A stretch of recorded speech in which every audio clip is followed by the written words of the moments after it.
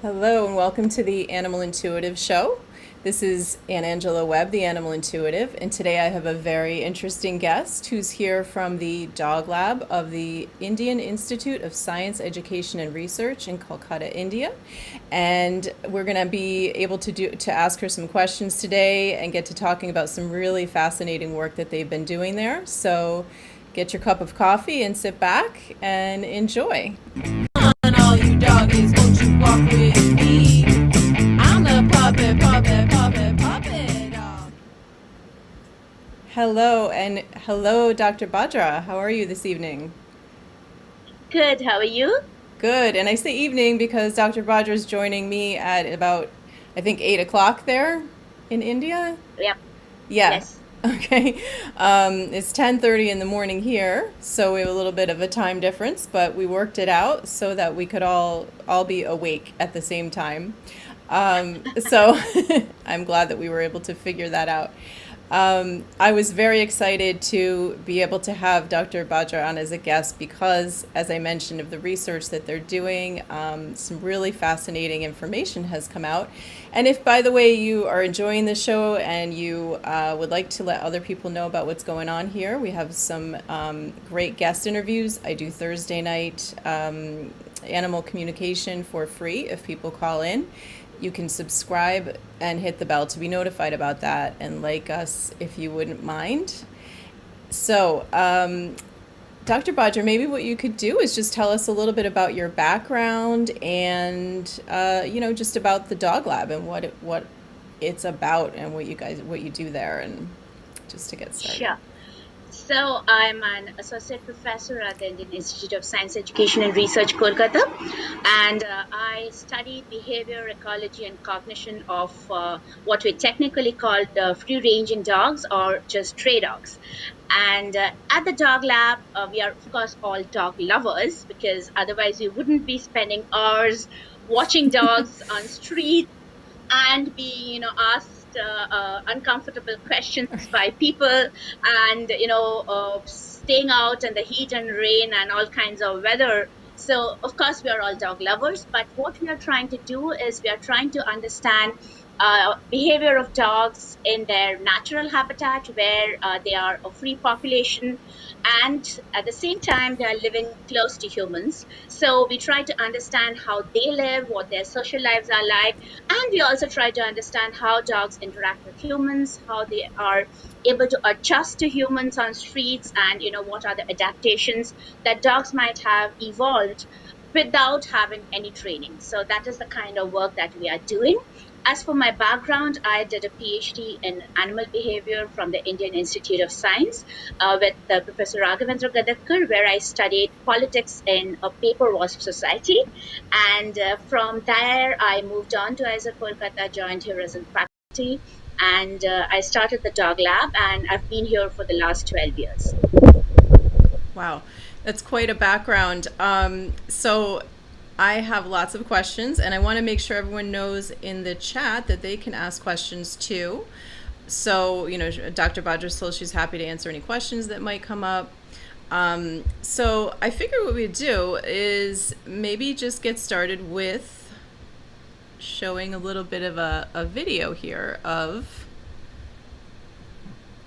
the Dog Lab, some of the work that you do on the streets. So let's bring that up. Dog Lab video. Okay. Oops. We got sound too. ওরা ভেতরে There we go. That's all the background sound we always get. So tell us what's happening here with these doggies. That's basically a group just outside my house. You could just hear my son talking to me Oh. in the background. So this is basically, day-to-day interactions within a group. So actually, some of those dogs are juveniles which have just become adults, and this is the beginning of the meeting season. So you see a lot of interactions, and they are also responding to some other groups. So you can see all of them running towards some sound, and then there is some play happening. So it's like generally a family group interacting among themselves. Oh, so neat. So I mean, I kind of know this. I've been to India, and it seems like there's more of there are more dogs that are free ranging. I think you call them free roaming or free ranging. Yes. Um, Yeah. okay, so and they're so tell us about this because they're more friendly, right? But tend to be, and that's kind of part of the whole dog lab study is what you have found about their willingness to interact with people and Yeah. So typically, we have different kinds of responses to dogs. So I should be very clear about it. Not everybody really likes to have dogs around on the streets. A lot of people are scared of dogs because, of course, a dog can bite. That possibility is always there. And there's always the fear of rabies. And India is one of those countries which has a very, very high load of rabies, if you just look at sheer numbers. But then we also have a very large population. That's something we have to keep in mind, just not looking at numbers. But if you look at the overall behavior of the dogs, they are really very friendly, and they rarely actually go around biting people or chasing people. Uh, and they also tend to make a lot of friends with people. So they'll come give you the puppy eyes look, especially if you happen to be eating something on the street side. They'll come and they'll give you this very sad face, and you will be tempted to feed the dog. That's very common in India. There are dogs who are so adept at begging that that's the only way they eat. uh, and I have even heard stories of dogs which will come and paw you and ask for food when you're eating. So wow. that's also quite well known. I've not met a dog like that, but I have heard lots of people tell me about such dogs in their neighborhoods. And then they'll come, they'll wag their tails at you, they'll try to follow you around wherever you're going. And in fact, dogs at times get into trouble with other dogs because they follow a human friend into a foreign territory, and then the dogs in that territory get aggressive towards this intruder. And this is something that happens in their lives quite a lot. Our studies have shown that 50% of the time they just do nothing. They are lazing around, lying, sleeping, sitting around. And the remaining 50% of the time, if you look at their activities, very, very rarely we see aggression. Even within the groups, nighttime aggression happens, but mostly in terms of vocalization. So they're not really as aggressive as people tend to think they should be. Mm-hmm. And the relationships with humans, it's very fascinating because they really seem to understand which human is more likely to respond, and they Mm. kind of make eye contact and wag their tails and come towards you, and you melt because you're a dog lover, and that happens very, very often. Yeah, and they've chosen you, right? That's it's like an honor when they for us dog lovers. Yeah, absolutely. Um, so this is actually I'll put this over me so we can see. Oops. Sorry, I would just want to have this picture so that you can talk about. So this is one of the scenes that I wanted to show everybody that was neat. So to just kind of highlight what you're talking about with the dogs that come up to. So this man, maybe you could tell us about what you know about this picture. I can't see the picture on Oh, my you can't see screen. it? Oh no. If I put it over me, can you see it? Okay. Okay, it's okay. I can open it on my phone. Not a problem. Oh, okay. Okay. So, yeah, so this is something you see very commonly in India. Somebody who is a vendor, either, very often there would be some people selling food, or, maybe raw meat or fish, or some other kind of cooked food, and people would be go around peddling food in neighborhoods, and then dogs would come surround this person, and they typically would get scraps thrown at them. So that's a very, very common sight. And even in fact, in the neighborhood here, there is a fish vendor who comes, and I often stand in my balcony and watch him, because he will be selling fish, and then he will be the dogs will all be following him, and nobody will fight with anyone. Wow. Dogs across the territories would calmly wait, and he would finish selling the fish and cutting it up, and then all the scraps he'll give to the dogs, and they'll happily eat and go away. So as if they know that if they start a fight, then this guy is not going to feed them and there's going to be trouble. So they Very avoid interesting. trouble at any cost. That's so interesting because I was just thinking, how does that work out that they don't fight over the food? Because I would think they'd be thinking, well, you know, this we this is going to be maybe like we're not all going to have an opportunity to get this food. Do they let each other? Do they all get some? Like, do they have a system amongst themselves, Yeah, or? yeah. So actually, we are right now doing a study where we are trying to understand this experimentally. So in a group, if you give them food, then what we are seeing is there seems to be a subtle understanding of hierarchy. And typically, there are one or two dogs who will come forward first and start feeding and get to the more richer source. So we are doing an experiment with chicken and biscuits and mixed up together, and the pe- individuals who come earlier feed on the chicken, and then there are others who are kind of low rankers, but it's very subtle. They're typically not really running and getting to the food, but they're kind of waiting for their turn and coming up. And sometimes the first and second responders will shoo these others away by a bark and get the food. But most of the times, there will be not much aggression, but they will kind of wait for their turn and come and feed. So, looks like, yes, they have some kind of an understanding, and fights do happen at times, especially, where we have maybe a big garbage dump and a lot of dogs are coming to feed, and then there are two dogs are trying to get to the same piece of food or maybe a chicken bone or something. Then they do fight, but it's very often seen that in one garbage dump there are six dogs who are happily foraging together and not fighting. Oh. So fights are less common than occasions where they're not fighting. Does that have anything to do with families? I know there's several articles that you have written, and I know one of them was about, sort of talking about how the dog world has, I think it was called Take a Bow Wow, Street Dogs Keep Joint Family Alive and Kicking. So maybe you could talk about that a little bit.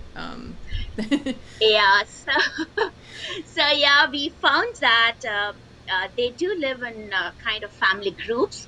Often you will find that there is a mother and her offspring who are living together, or two or three sets of overlapping offspring of the same mother, and they're all together. So they're like siblings from different mating seasons, Okay. and they are together in a group.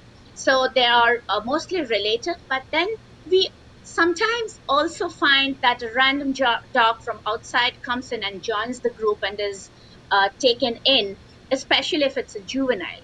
Hmm. So it's Okay. rarer for an adult to come and join a group, but juveniles sometimes come and join groups or subadults. So, Okay. but mostly these are family groups.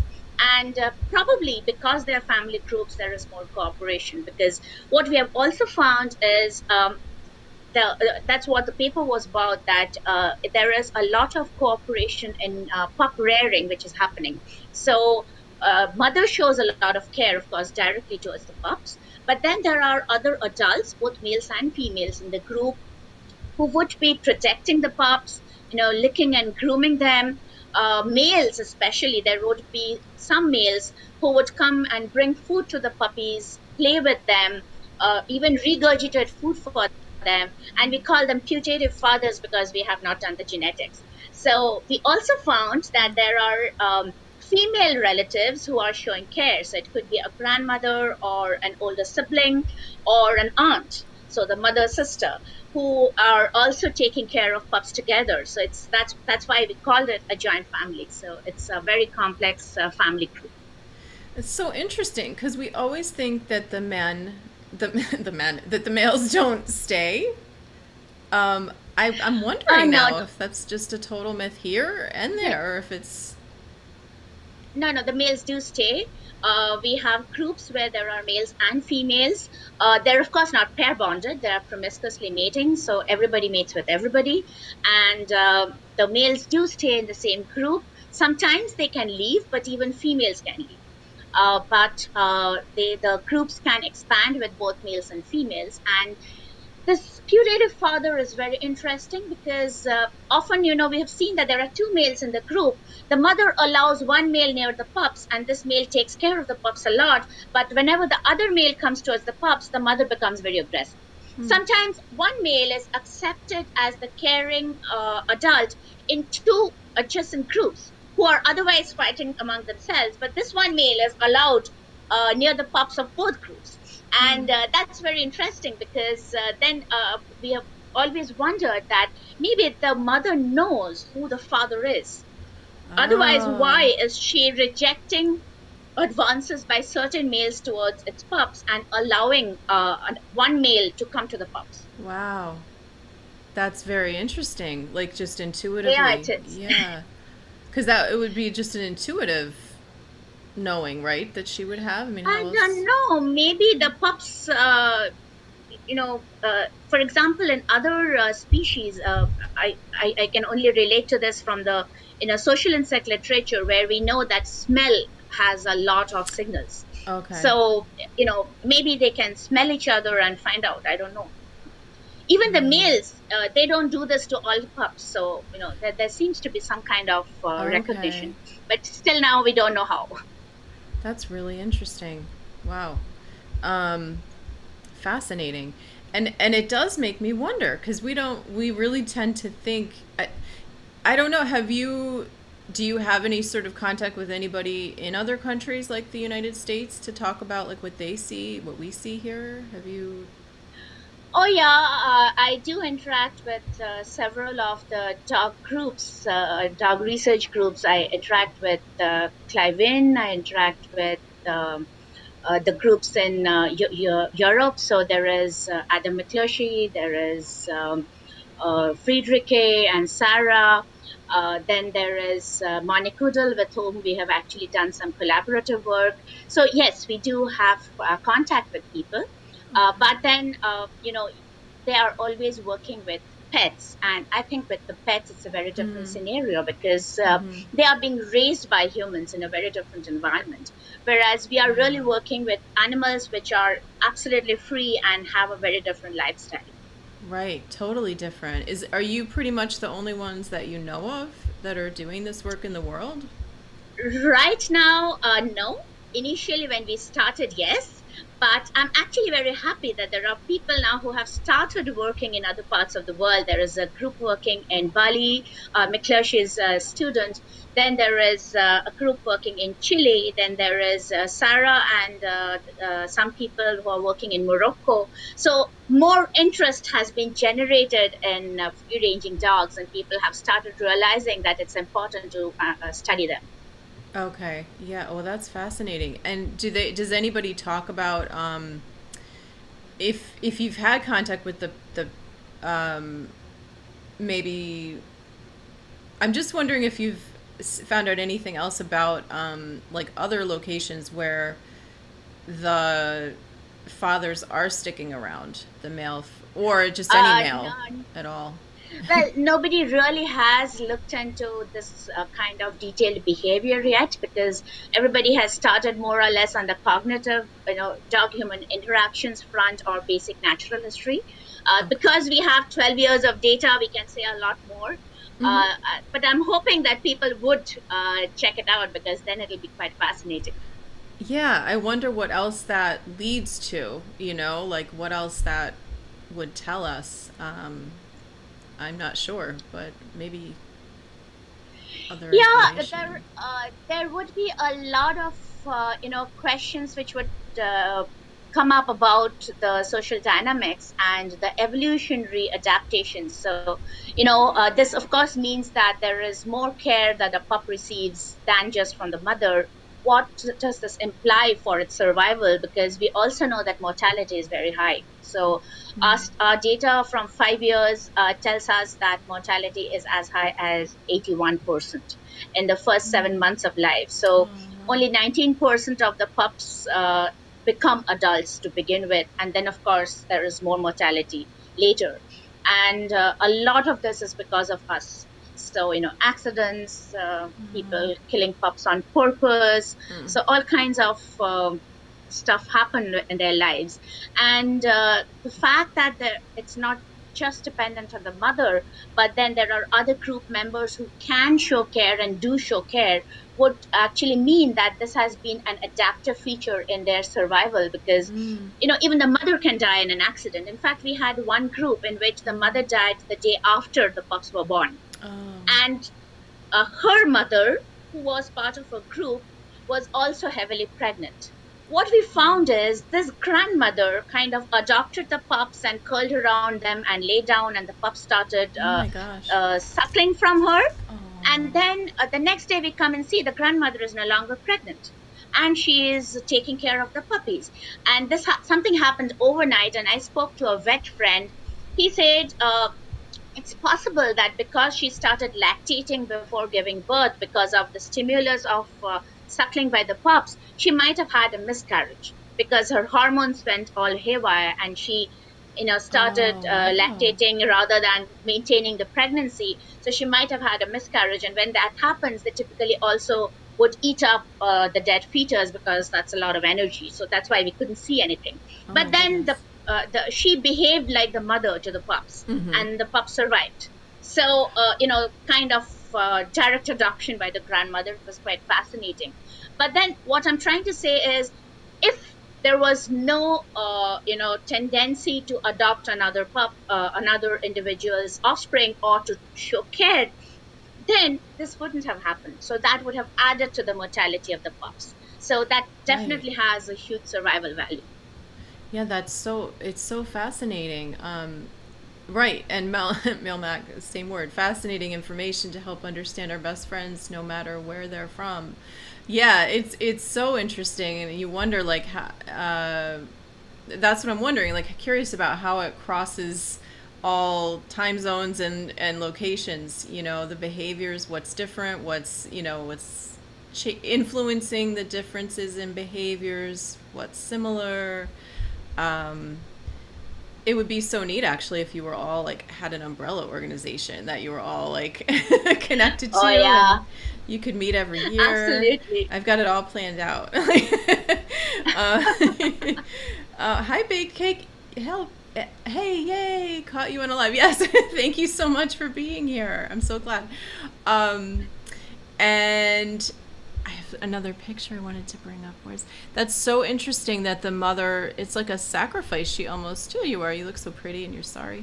The mother of the grandmother, I guess, kind of sacrificed her.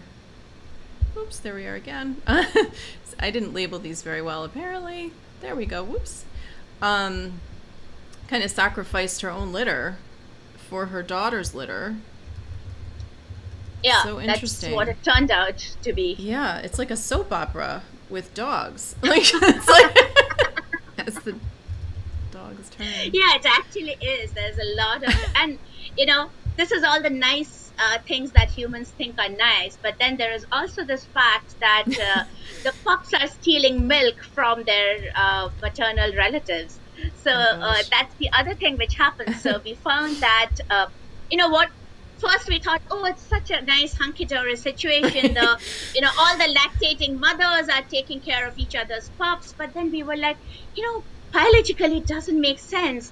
If there are two mothers, they should, both try to feed their own pups. Why would they, nurse puppies? Right. And then what we found was, when we looked at these lactation events, what we found was that it's basically the puppies, when they are growing up a bit, whenever they find a lactating female passing by, they'll try to run after her and grab her and start suckling.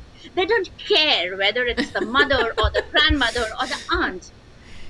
And when it is not her own pups, the mother would realize this, look around, see that it's not her pups, kick them off and move away. Oh, but when it's her own pups, then she would allow them to nurse. And that is why, on the face of it, it looked like everybody is nursing everybody. But then when we looked at the data more closely, we realized, no, they're not.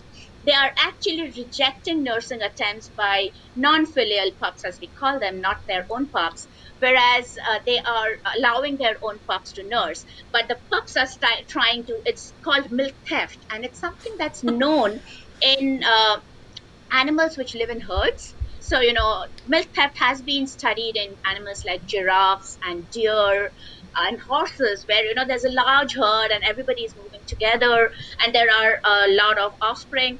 There, milk theft happens. But this is the first time we actually found milk theft in a canid. Yeah, that's really interesting. Right, that makes total sense. A hungry baby puppy wouldn't care. Yeah. Yeah, exactly. Is that the selfish? I have to go back because I was reading something about you had like a selfishness study. Was that the Yeah, that's the selfish pups yeah. paper. So you also talked about, I'm not sure if that was the same study, but you talked about how if you could talk more about it here, like dogs picking love over food. I think maybe we touched on it in the beginning, but maybe we could talk more about that. Oh, yeah, that's one of my favorite experiments. So, there is this notion, and from the literature we saw that we think that dogs came to humans for the food, and then they got love and then stayed on. And some studies in pet dogs earlier have actually shown that dogs would befriend people who give them food. But then we said, okay, let's try testing this in the stray dogs. And what we did was very simple. You have a piece of chicken in your hand, and you put another similar piece of chicken on the ground, and you call out to a dog and offer both pieces. And then you try to see whether the dog will come make contact and feed from your hand. And we found that majority of dogs will approach but eat from the ground, not from your hand. They will stop at that distance, Yeah. not touch you. Okay. But then for half the dogs, we patted them on the head 3 times, and for the other half, we just gave them another piece of chicken. And we repeated the trials, and we found that the choices did not change when you did this immediately. But when we did this on repeated days, then the dogs which were given food and only food continued mostly to just feed from the street or the ground. On the dogs who had eaten from the hand in the beginning continued to come and eat from the hand. But the dogs who were being petted, not given any extra food, those dogs started coming and feeding from the hand from day 2 more often. So we basically said, Okay. after several rounds of this, that it's easier for the dogs to trust people who show them this affection rather than people who just give them food. And in the context of the free ranging dogs, it made a lot of sense because we know that dogs can be lured with food and then harassed by people. People do that. Or especially for pups and juveniles, or can be stolen from their mothers by people, for adoption or for whatever reasons. And they can even be poisoned. They can be given poisoned food. But anyone who's a dog lover would not do this. Right. So if Yeah. they learn to respond to a show of affection rather than just food, they are more likely to befriend people who will not harm them. And over many years of association, if the population has actually undergone this adaptation, then it makes a lot of sense because they would automatically survive better if they don't just come for the food all the time. Yeah. So right, someone in the chat, I put it up there. Mel Mac was saying safety question mark. So that is what exactly. Yeah. Yeah. And love for a connection to the human. So Yep. yeah, curious about that. Could you tell us about that? Do you feel like it's not only safety, but there's more to it, like the connection? No, so I can tell you, that we did a follow-up study on this. It's not Of yet course. published, but we are writing up the paper. So we actually tested. So, we had initially done a study where we found that dogs, have a kind of 50-50 response to whether they'll follow a pointing gesture as an adult or not. So, and we found that, if you point towards a bowl and they find food, then they are able to trust you more than if you point towards a bowl which has no food, then they'll not trust you in the second round. So we put these two together, and what we found is dogs, you test them on day one, where you show them the pointing gesture and they either follow your point or do not follow your point. Then half the dogs are randomly given food and half the dogs are randomly given love. And then you test them after 5 days. And what we found is the dogs which were given food continue to show the response that they showed on day one. So with food, they don't get to trust you so soon. But the 50% of the dogs, which were now given love and no extra food, after 5 days, they follow your point. Not only that, they forget that they're not supposed to trust you if you point them towards the wrong goal. So if you repeatedly point them a point, they will go to the goal you point. If they don't find food, they'll still follow your point in the next round. So it is really about building trust, and somehow they're trusting the individual who's giving them love much more than they're trusting the individual who's giving them food consistently. Very interesting. So, what do I'm kind of curious what that means to you, like when you sort of summarize it and put it all together, because that's like data, I guess, but what is it, how do you put it? Okay. So firstly, I always like to say that they are very, very smart, and they have really learned to survive in the human jungle. And that is, I think, the summary of everything that we are finding. There's a lot of flexibility of behavior. They are very, very adapted to, changing their decisions or depending on past experiences as well as immediate experiences. So they are able to, adjust their behavior to the humans that they're interacting with. And they are very good at finding food. They're very good at hiding away from trouble. So all of that put together, I think they have survived so well because of their ability to learn about humans very easily. And this learning is, some of it is like kind of an innate learning which is there, but some of our results actually show that some of this learning happens as they grow up. So pups are not able to do this, but then when they become adults, they're able to do this. And we kind of have a feeling that this learning is two ways. One is through their own personal experiences with humans, but secondly, they also learn from their group members and interactions that they see other dogs having with humans. They don't have to individually learn it through their own experiences. It could be also a seen experience. So there is a lot of learning which is happening as the dog is growing from a puppy to an adult, and that basically says how smart they are, that they're able to adjust so easily.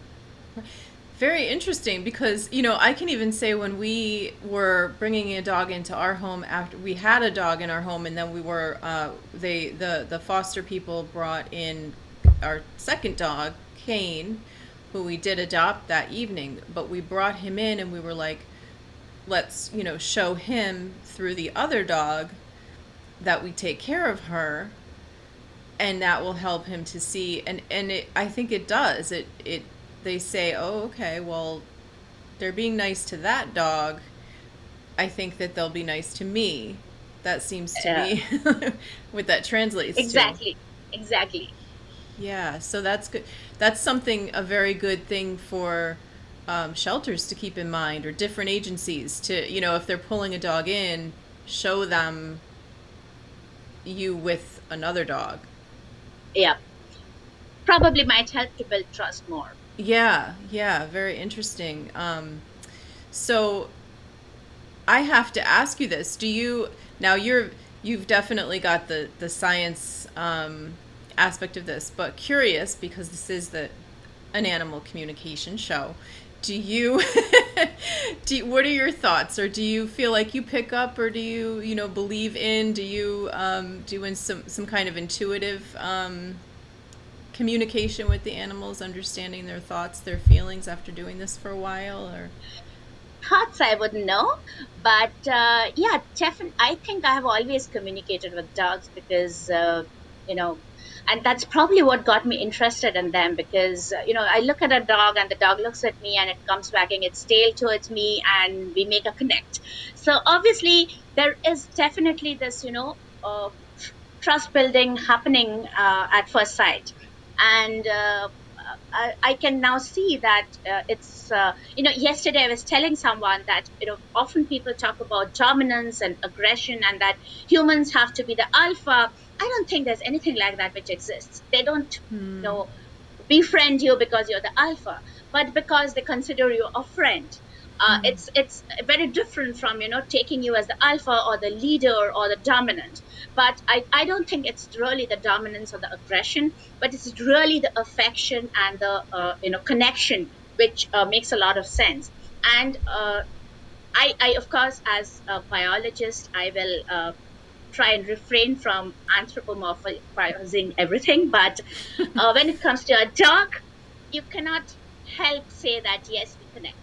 And actually, for us at the Dog Lab, I think the first big lesson for all of us is to try and not make that connect while we are doing observations with the model system. It's a lot of learning, because you see two dogs fighting and one dog getting hurt. Your instant reaction should be, oh, poor dog, let me go help him. But then you are taking observations and you have to be objective. You have to be the silent spectator and not get Right. involved in their fight. So that takes a lot of effort, because my students have Yeah. to go through this process, that your focal group is something that is not a set of dogs which you love, but you have to Yeah. completely objectify yourself first. So yes, that connect is there, and I think they do make a lot of effort to connect with us. And when you have a random dog on the street, making eye contact and giving you this melting look, you definitely know that there's some chemistry happening. Yeah, definitely. That would be very difficult, actually. I can't imagine um, sitting back and just kind of letting it happen. If you felt like you It could is. do anything, oh, that would be tough. It is. And these are, Absolutely. tell us about this picture. Are these some of your people that are out on the, doing are these dog lab, um, oh, you can't see, that's right. There's two people,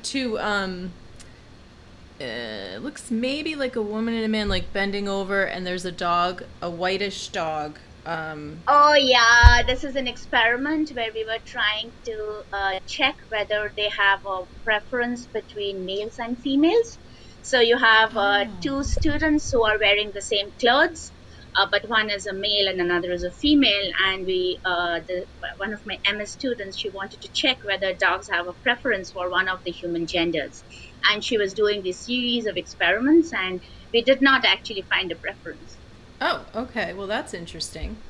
Yeah. Um, did you find any? I mean, I know what you were just saying. I get what you're saying, that like there's maybe not that like alpha. It's more about just affection and love, safety, the way they treat them. But did you find anything else that just stood out as far as preferences? Anything that, I don't even know, maybe it wasn't scientific, but something that you noticed? Not really, because we've done a lot of these experiments to test for preferences of certain humans. Okay. So, other than people who show affection, we have not found anything else yet. Okay. That's very interesting. But what we found is actually that Excuse me. it depends a bit on where the dogs are, so their habitat. Because what we found is dogs which are, say, in a very very crowded place in a city are kind of more wary of people in the beginning, but more lured by food easily. Whereas dogs which are in quiet, peaceful neighborhoods where they don't see human footfall all the time are less prone to approaching a stranger even when given food. And typically it's like the intermediate density, human density kind of places where you maybe have a neighborhood and a few shops, and not a very crowded place, where the dogs are the friendliest, because they are used to seeing strangers but not in very high numbers. so they don't feel threatened. They approach you easily even when you don't give them food. So what we are seeing again is, depending on where the dog lives, depending on its daily experience, Oh, they you call froze it up. There you personality varies. go. Okay, got it. Okay, and gosh, it's so interesting, all of this. People asking questions. Somebody talking about they got a new pitty, a new pit bull, so that's exciting. Somebody was asking, okay, we'll kind of have to wonder why some canines are more trusting than others early on. I guess I'm wondering it. Yeah, does any of the studies you've done, because these is a little different because they're street dogs, but um, it, and the dogs that we interact with mostly here are not. They're mostly dogs that maybe were in someone's home and then were they're just mostly not street dogs. Although there are people, I would say more in the South. Like I noticed this when I go to visit family in Texas, for instance. I'm in New Jersey on the East Coast of the United States, but I did notice a big difference when I would go to Texas growing up and see dogs wandering. I was like, what? That's different. So I know there are places, and they're changing it a little bit in the South. It had to do with like the spaying and the neutering programs too, like that those got more put into to play as the years have gone on. But I'm curious about that. Like with do you feel like any of the information you have seen speaks to this comment about kind of wonder why some canines are more trusting than others early on, other than geographic location, being around people?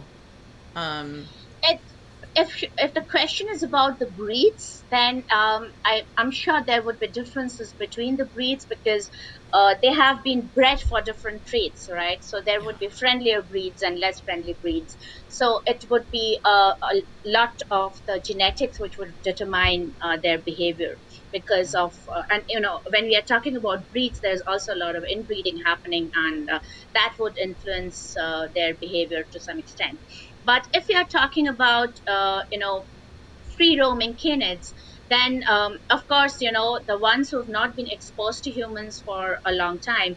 For example, here we have jackals in some areas which are not urban, and they are very shy. They don't step out, and they are nocturnal.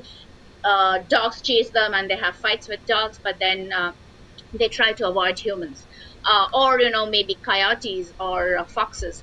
But then even among the street dogs, as I said, that depending on the habitat in which they are, their response to humans would be very different. So I think it's basically the exposure over generations plus over a lifetime, and it's cumulative experience with humans. Because if a dog has had a very negative experience with humans when it was younger, it is more likely to be fearful, stay away, not approach even when you try to give it a lot of food or even show it a lot of love. It's going to be very varied. So personal experiences also matter. Okay. And then somebody, Mel Mack, was asking, can't help to wonder if other countries where the canine is a prey, if they become less reluctant to bond with humans, or trauma bond maybe. But so wondering, I don't know if you have research from many locations where maybe they're No, we don't. eaten. So in India, there is a group which is trying to study the same dogs, but in remote areas where there are some instances of the dogs coming into conflict with wildlife. And there are reports, not very frequent, but there are still reports of the dogs forming larger packs and hunting down some wildlife. But these are typically areas which are away from human habitation, where there weren't dogs earlier, and the dogs have ended up there because there have been a lot of tourists. And because of the tourist traffic, because of the increasing garbage, dogs have come and remained. And when there is no tourist season, then they tend to hunt. So there is a lot of, again, anthropogenic activities which lead to a behavioral shift in the dogs. But then we don't have data on that. We haven't worked on that. And this is something which is, only coming up in the recent years from observational data. But then there isn't really anyone else that I know of as of now who's working on this. Okay, that's interesting. It would be interesting to see that if they sort of picked up on it. Whether Yeah. it's like, where'd my friend go? Like intuitively, if they knew, like from my perspective, they would know. They would know that it was a threat. So I'm wondering, is there anything I've asked or didn't ask that about any of the research you've done that I tried to kind of, I read quite a number of your articles. They're very interesting. People can find those online.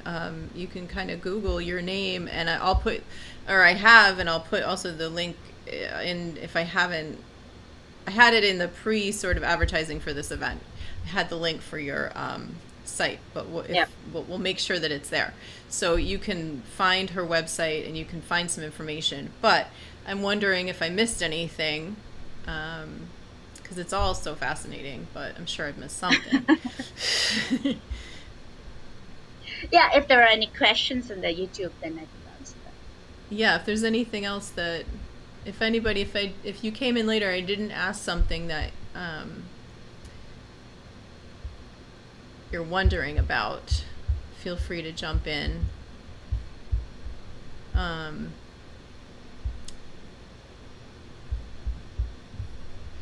Oh, you know what I wanted to ask you about? Because you not only have been involved in the dog world, but you did do some work with wasps, right? Yeah. Maybe tell us a little bit about that. Was your dissertation, you said, or it was?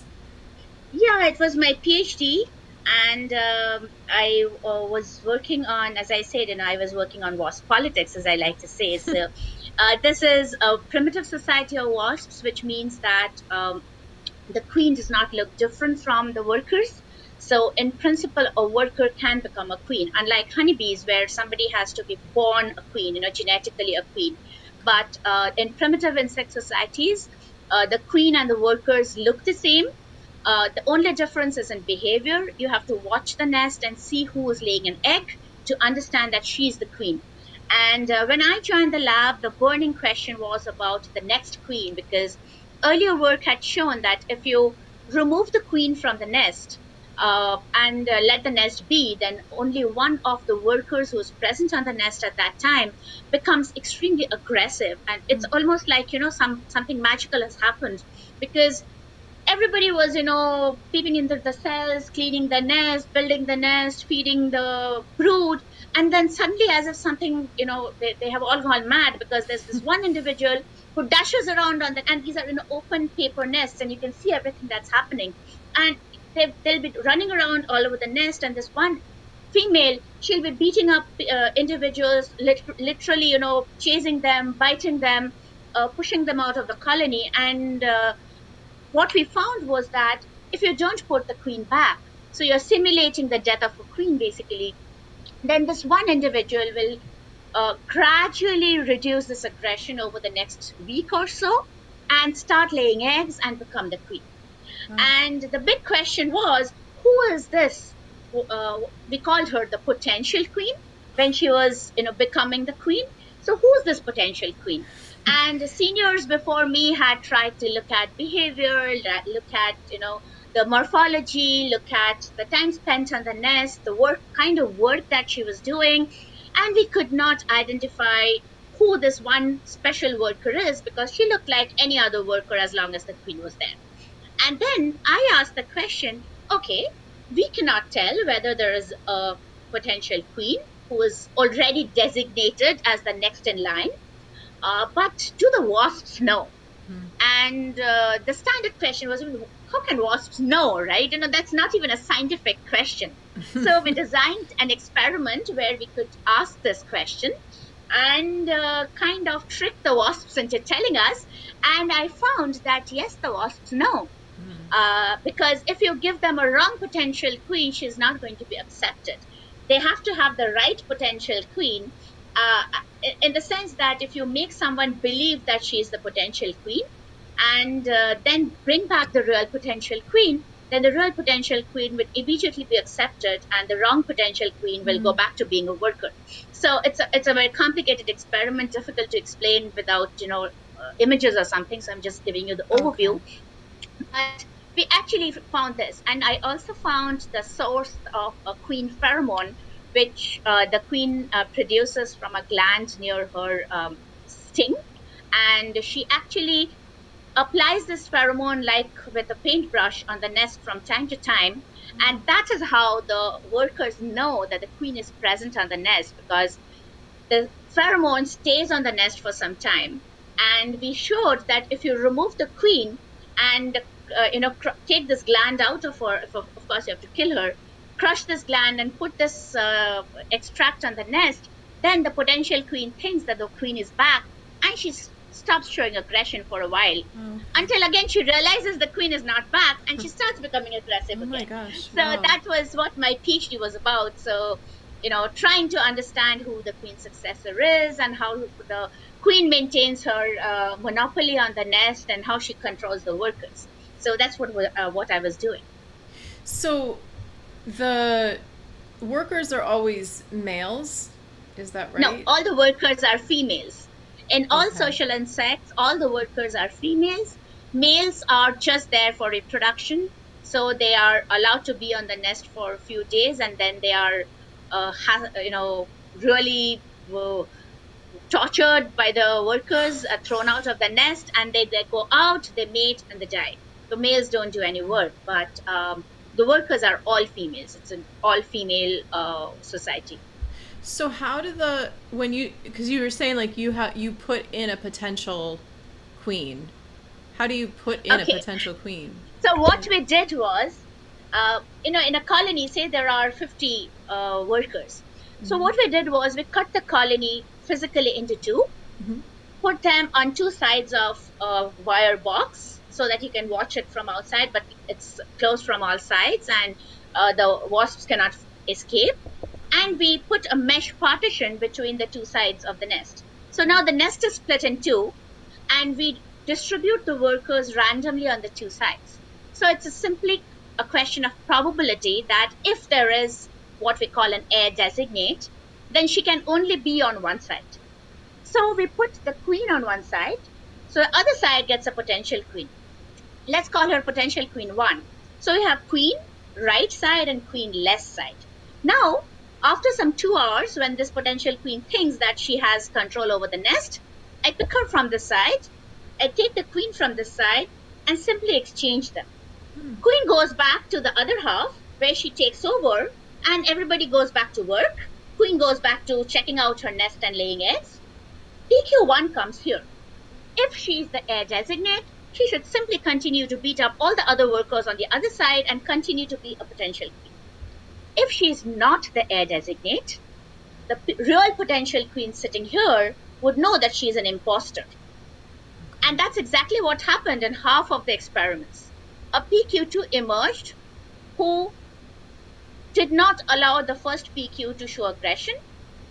And the most interesting thing was, we expected, there's going to be a lot of fight.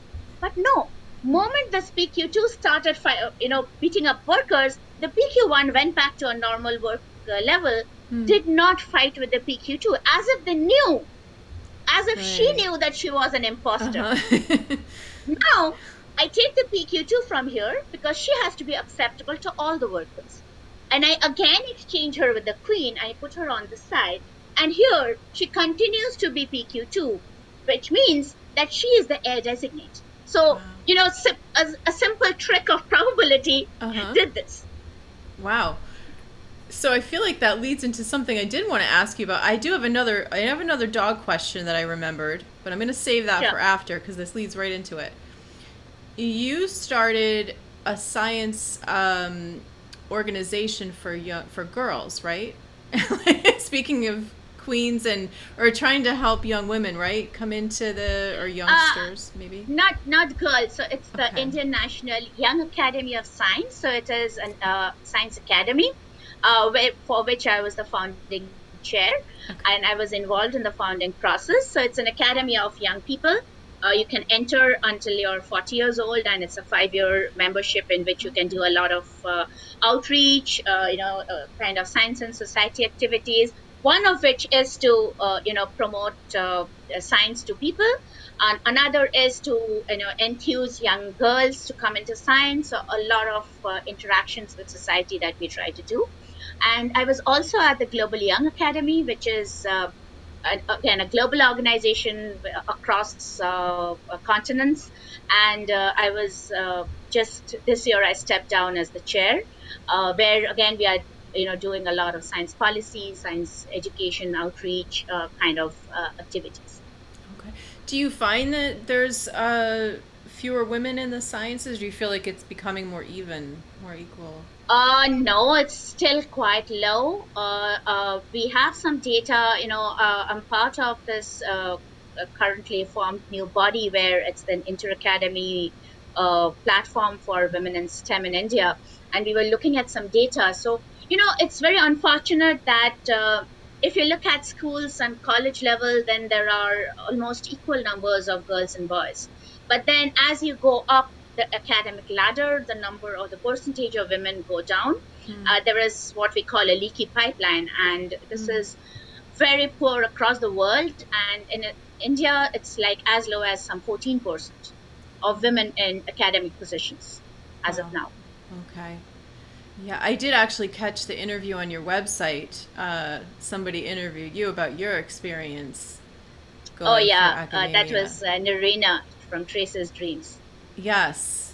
Yeah. I won't have you, I won't ask you to recount the whole thing. It is there on the website, and it's very interesting and also very troubling what you had to go through to get to where you are. You're quite the fighter, talking about the queen bee. You stuck with it through a lot of adversity, a lot of challenges, but it's wonderful because you've been able to do that and then create these this academy and help other people and other young women. I'm sure that you inspire other young women and make them feel confident to keep going. So is that just in that academy mostly in India? Do you get mostly people who are coming to you from your area? Not really. In India, we have people across disciplines of science, engineering, medicine. It's a very, very diverse body. So it's not just my area. It's all kinds of sciences put together. Okay. And then geographically, though, it's just India that are people who would come into your program, into that institute? Yeah, so there are people from across the country, and the academy is actually based in New Delhi, which is the capital. And so the physical office is there, but then there are members spread over the entire country. Okay. All right. So if people were interested in that, just go to the website that I'll have in the description. And so right now, the Global Young Academy and the International Young Academy of Science are both looking for new members. So if somebody is listening from India who is interested in, science outreach, interaction, policy, and if you are below 40, please check out the INEAS ad and apply. And if you are not from India but from any other part of the world, do check out the ad for the Global Young Academy membership. It's a fascinating organization to be in. It's an excellent experience for a lifetime. Very neat. Okay.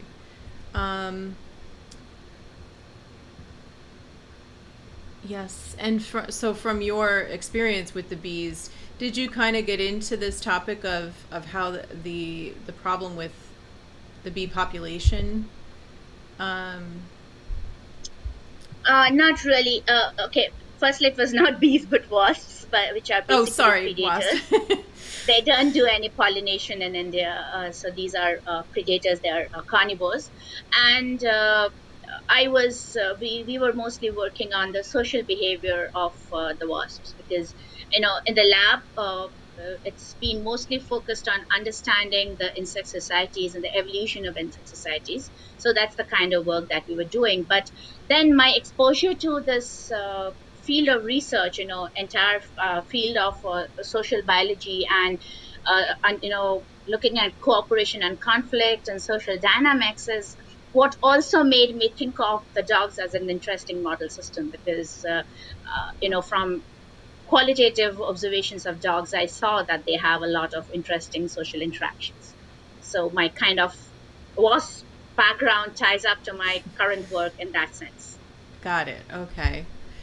Okay. And then the thing I didn't want to forget to ask about was dog vocalizations. Ha. How could I forget that? We have done very little work on dog vocalizations as of now. There was only one student who was looking at whether if you do playback of recorded barks, then they can recognize them as their own or different groups.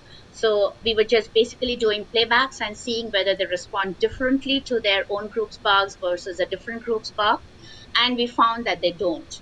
But what seemed to be more interesting was that they are not really responding differently whether you're playing it within their territory or not, but more like whether it was more like it dependent on the context in which you were playing the park. So whether it was very close within their territory or whether it was far away and things like that. So they don't just respond to any bark. So that was what we found.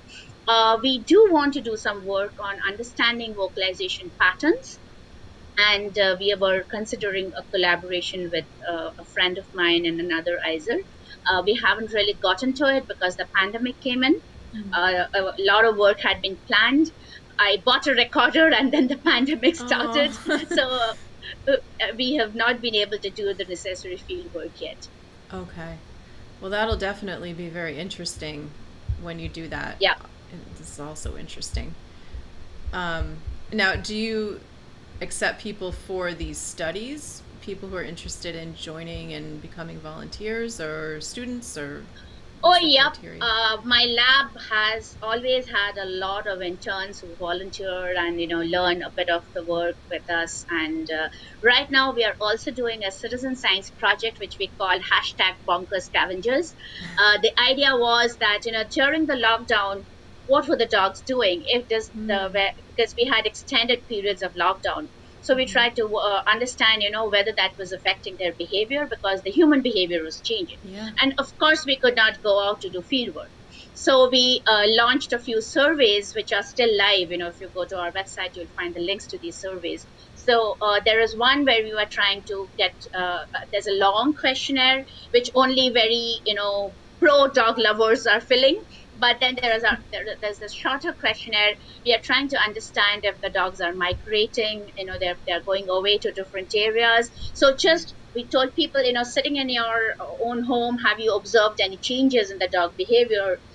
Fill this up. And even if you have not observed, zero is a number. So that's good data. So we have started this initiative for the last 1 year. It's been going on, and I request anyone who has free-ranging dogs around them, if you would like to just visit the blog, search for #Bonkers Scavengers, you're going to find it, and do help us get this data. So we are always very happy to have volunteers working with us. Absolutely. Okay, wonderful. It's #. And there is #Bonkers Scavengers. One word. And if anybody is interested in a PhD, so there is a program called Study in India, which helps people from other countries to come to India and do a PhD. And our institute accepts Study in India fellows. So you could look out for PhD advertisements. You could write to me, apply, and we could process this. Oh, that's wonderful. Okay, great. So I'm wondering about the dogs, because we were a little bit more free here. It sounds like you couldn't really be outside even in India doing, because here we could be outside. Periods. Like we could. No, field work was not safe for us because, there were periods when there were curfew, but then now we have resumed field work, of course, but then for a long period I could not allow my students to step out because it was completely Okay. not under control. It was just not safe for people to step out. And Mm-hmm. a lot of students were like very eager to go and collect data, but I said, Yeah. no, please don't. I don't want you to fall sick because of work. Right. So we stopped everything. Okay. What have you observed? Did the dogs change from what you can tell so far? Did they? Qualitatively, yes, we saw a lot of dogs migrate away from certain areas where they Okay. were mostly dependent on, say, eateries for their food, and the Mm. eateries shut down. But then again, in certain areas, volunteers started feeding dogs, and there were congregations of dogs in these areas where there were volunteers giving out food. So there have Okay. been migrations. That's definitely there, but I still don't know how much data we are going to get for a good, robust statistical analysis. Okay. I was gonna say, I'm wondering what happened with them if they their So, survival and. interestingly, this connects very nicely to this paper, which has just come out, by the way, yesterday in Behavioral Ecology, Sociobiology, where we asked a similar question, but in a different context. So we were wondering, whether the resources influence them more or the human behavior influences them more. So this was kind of a follow up after the study where we saw that, human densities in different areas influence how the dogs respond. Then we thought, okay, but then what about short term changes? So, what about if you have a kind of trade off between a lot of food, but also a lot of people? Mm-hmm. And, which is going to influence the dogs? And we had this perfect setup because in our part of the country, we have this one big festival called the Durga Puja, which is a religious event, but then it's more like a socio-cultural event because it's like a fest. So the entire city decks up, and there are structures constructed like temporary temples and in parks and sometimes in the middle of roads, and then there are fairs around them. There's always a lot of food, and for about a week's time nobody the city does not sleep, so there are crowds 24/7 because there's a lot of artwork which is happening around this event. So the idols are all done based on theme, so you can maybe see the pyramids of Egypt or the Taj Mahal, Wow. or Wow. all kinds of fantastic artwork is done. Yeah. And people come in thousands and tens of thousands to visit these. It's complete craziness, and the people are constantly eating. Meal times no longer remain. You are just out on the road with your Sounds friends and family, fun. and Uh-huh. you're surviving on junk food for 5 days. So it's like that. So there's a lot of food and a lot of garbage, which is excellent resource for dogs. And we asked, what do the dogs do? Because there's also a lot of crowding, and people will not like to step on a dog's tail. And Mm-hmm. we carried out a study in many of these areas where there are these big pujas. And what we found is that the dogs actually do not get lured by the food, Huh. but the resident dogs from the areas go away. Oh. They are Okay. nowhere around, Mm-hmm. but a month later, they get back.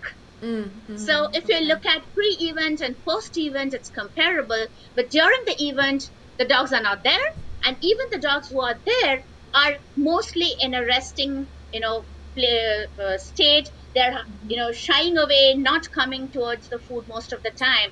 So majority of them are not getting lured by the high resources. So it's a short Okay. time kind of behavioral plasticity that they are showing, which was very interesting. And that That's also led interesting. us to think, what's going to happen when for 2 months everything is closed down?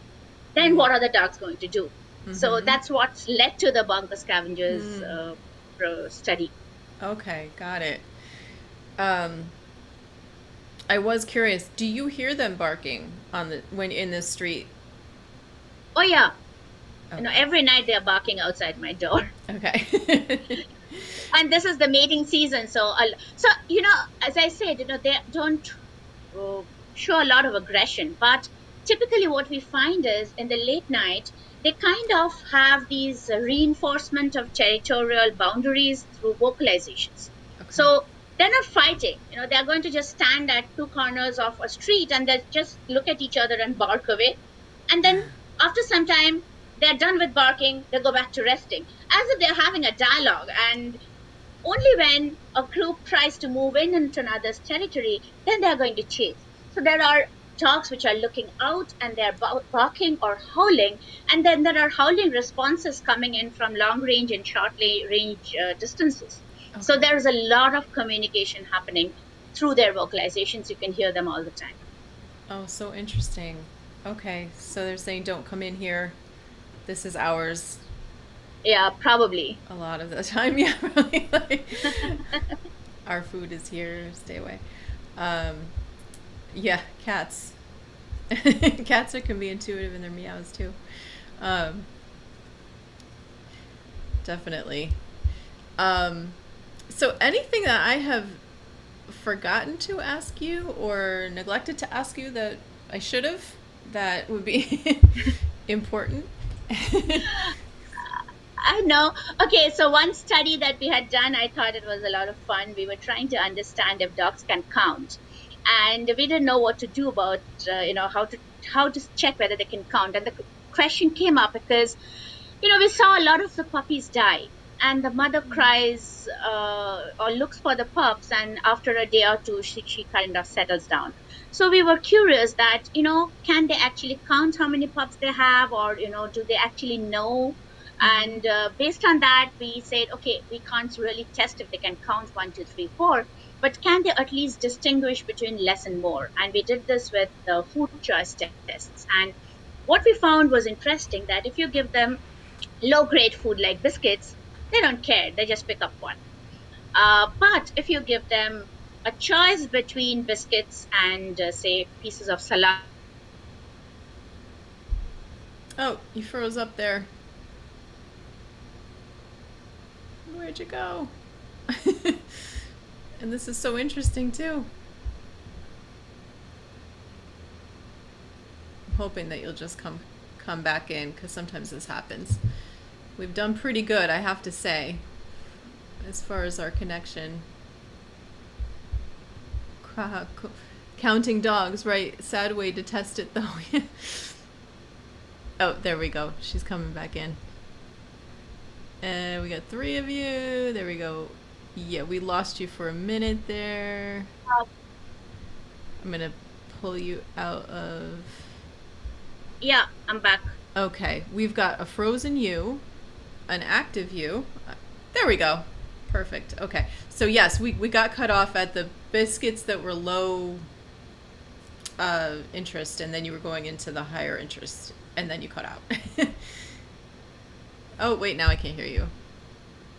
I don't hear you right now.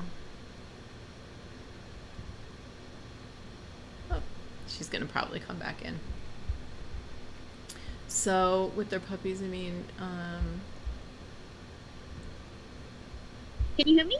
There we go. Yep, perfect. Yeah, so what we did was we had biscuits and we had half pieces of salami. And then we found that if you give them equal numbers, they'll always go for the salami and not for the biscuit. So we were, not finding a way to understand whether they're counting or not counting. And finally, we came up with a trick where you had 4 pieces of salami stacked together in one pile versus 4 pieces spread out. And we said, okay, the smell will be the same, but they look very different. And what are they going to do? And then we found that they actually choose equally. So they are actually just looking at not really the numbers, but they're distinguishing between less and more based on olfactory cues. So they're basically where they get a more meat smell, they just go there.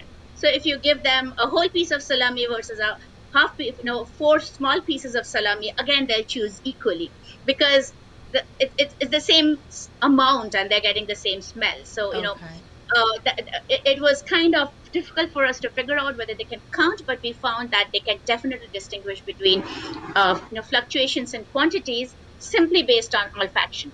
And we've done a series of experiments which just reinforce this, that they are extremely good at sniffing out anything which has a smell of meat on it. and they are going to preferentially feed on something which smells of meat because that's a very efficient scavenging strategy. Mm-hmm. Okay. Fascinating. That's a great say. Oh, there's so many interesting. I wish I was there and I could apply to be a volunteer. If I can get my husband to move to India. Well, thank you so much. This has been so fascinating. I don't see any additional questions. I know people are staying up late in Australia because they wanted to catch that. They wanted Really late for them. Yeah, Baked is like, it's almost 2 a.m. I wanted to catch that story. Thank you. Ask them to count their fingers. Oh my God, how cute would that be? Right? Be adorable. Oh, you must have so much fun with this. So I would love to hear more in the future when you're doing more studies. If be interested in coming back, that would be great. Yeah, I'd love to absolutely. hear what's going on. Yeah. Oh, yeah, Melbourne. Okay. All right. Well, thank you so much for being here. And, we'll let everyone, even India and Australia, go to bed. I'll be starting my day for the most part and hanging out with my dogs. But thank you so much for being here. And, be well, everybody. And everybody have a wonderful evening or day. Thank you. It was a pleasure being here, and thanks everyone for joining us. Thank you. Everybody, God bless. Bye-bye. Bye-bye.